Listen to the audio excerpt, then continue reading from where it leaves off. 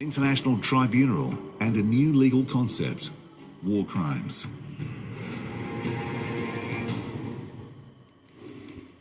As the Second World War came to its horribly violent conclusion in Europe in the spring of 1945, the question naturally arose of what would happen to any Nazi leaders who were captured. The sure, swift course of retribution faces them all. There was an enormous sense among all of the Allies that some form of punishment, of retribution would have to be undertaken.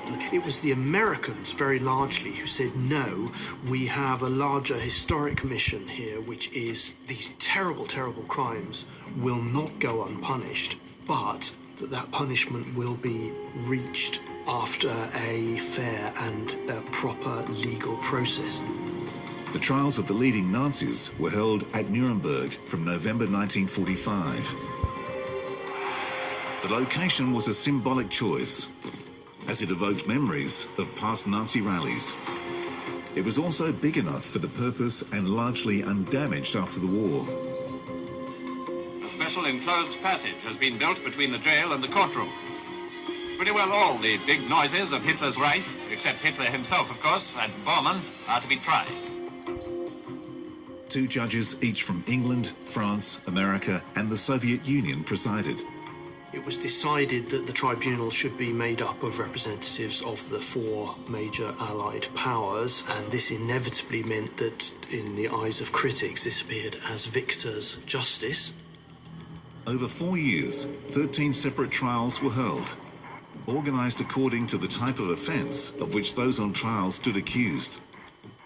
When the chart of the Nazi organisation was displayed in court, for example, it evoked great interest from everybody present. It was decided to establish new legal charges against the defendants.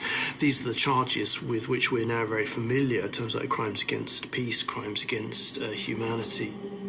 The proceedings led to the United Nations Genocide Convention and the Universal Declaration of Human Rights, which both occurred in 1948.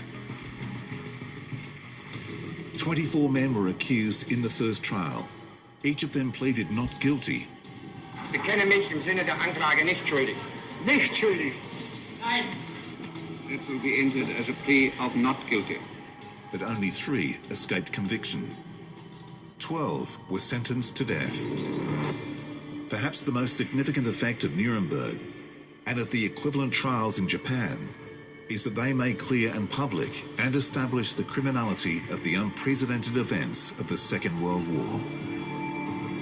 The other lasting legacy of Nuremberg in setting a template for that machinery of international justice to prosecute war criminals. That machinery may still be flawed.